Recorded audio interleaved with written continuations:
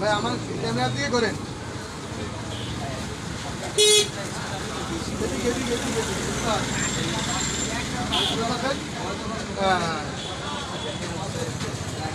যাও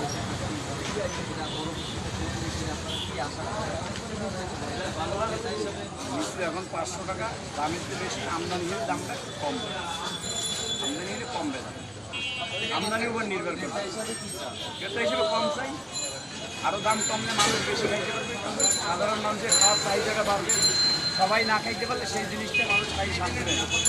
মৌসুমির ফল সবাই খাওয়া উচিত, এগুলো দাম কম থাকলে ধর্মজনী কৃষক সবাই খাইতে পারে। বাহ, সুন্দর কথা।